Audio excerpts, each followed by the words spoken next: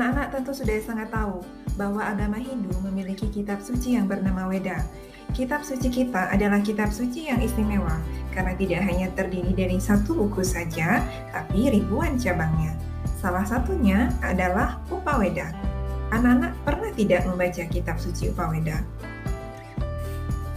Kitab Weda merupakan kitab yang dekat dengan Weda. Bagian-bagiannya memiliki hubungan yang penting dengan kitab Weda tentunya. Nah, bagaimana peta konsep hubungan Upaweda dan bagaimana pula hubungannya dengan Weda? Penasaran? Mari kita bahas bersama-sama.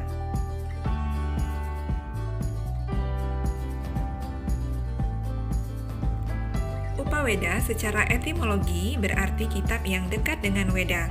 Kitab ini terdiri dari beberapa bagian yaitu Itihasa, Purana, Arthasastra, Ayurveda, dan Gandharva Weda. Ketika hendak mempelajari Weda, sejarah agama Hindu dan kebudayaannya, berbagai konsep politik dan ideologi yang relevan, maka kitab Itihasa sangat penting dengan untuk dipelajari. Itihasa merupakan kelompok kitab jenis epos, wiracarita, atau cerita tentang kepahlawanan.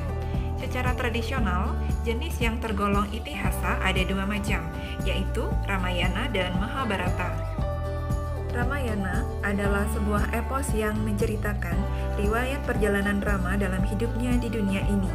Cerita ini terdiri dari 7 bagian yang dikenal dengan Saptakanda, terdiri dari Balakanda, Ayodhyakanda, Aranyakanda, Kiskindakanda, Sundarakanda, Yudhakanda, dan Uttarakanda.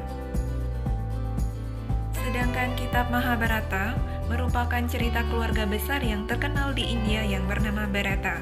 Kitab ini terdiri dari 18 bagian yang dikenal dengan Astadasa Parva, yaitu Adi Parva, Sabha Parva, Wana Parva, Wirata Parva, Udyoga Parva, Bhisma Parva, Drona Parva, Karna Parva, Salya Parva, Sautika Parva, Stri Parva, Santi Parva, Anusasana Parva, Aswamedika Parva, Asrama Parva, Mausalya Parva, Mahaprastanika Parva, dan Swarga Rohana Parva.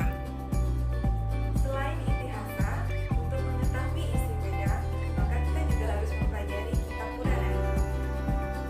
Kitab Purana secara menyeluruh dapat kita kelompokkan menjadi 3 kelompok, yaitu Satvika Purana yang terdiri dari Wisnu, Narada, Bhagawata, Garuda, Padma, dan Waraha. Sedangkan Rajasika Purana terdiri dari Brahma, Brahmawaivarta, Markandeya, Bhawisya, Wamanta, dan Brahmanda. Sedangkan Tamasika Purana terdiri dari Siwa, Lingga, Skanda, Matsya, Agni, dan Kurma. Adapun kitab Upaweda yang paling penting adalah yang tergolong Arthasastra. Untuk mempelajari ilmu politik, selain kita mempelajari Itihasa dan Purana, maka kita harus juga belajar mengenai Dharmasastra dan Arthasastra karya Kautilya. Arthasastra adalah ilmu tentang politik atau ilmu tentang pemerintahan. Dasar-dasar ajaran Arthasastra terdapat di hampir semua bagian kitab sastra dan Weda yang penting. Kitab berikutnya adalah Ayurveda. Isi dari kitab ini lebih banyak mengacu atau merujuk pada kitab mantra Atharva Weda. Berdasarkan isi kajiannya, kitab Ayurveda terdiri dari 8 bidang berikut. Kitab berikutnya adalah Gandharva Weda. Kitab ini memiliki kaitan dengan kitab Samaveda dan mengajarkan tentang tari, musik, dan seni suara. Adapun nama-nama buku yang tergolong Gandharva Weda tidak diberi nama Gandharva Weda, melainkan dengan nama-nama lain seperti Natya Sastra, Natya Wedagama, Datila, Asarnawa, dan Rasaratna Samusjaya. Baik anak-anak, untuk lebih mendalami materi yang sudah kita bahas, mari kita kerjakan soal-soal berikut ini. Upaweda merupakan cabang atau bagian yang dekat dengan Weda. Apakah kitab-kitab Upaweda ini diterima oleh para maharesi penerima wahyu?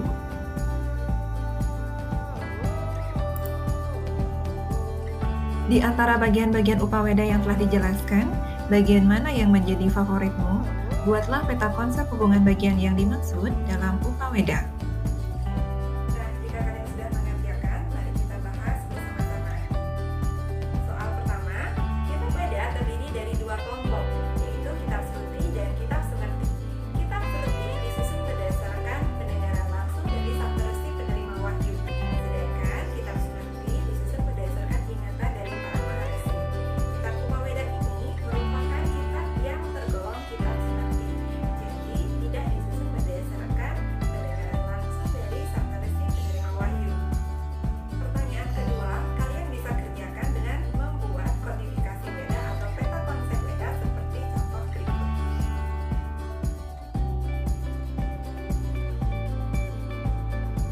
Kesimpulan untuk pembelajaran kita kali ini adalah kedudukan Upaweda dalam Weda dilihat dari materi isinya, sudahlah jelas sesuai arti dan tujuannya, serta apa yang menjadi bahan kajian dalam kitab Upaweda itu.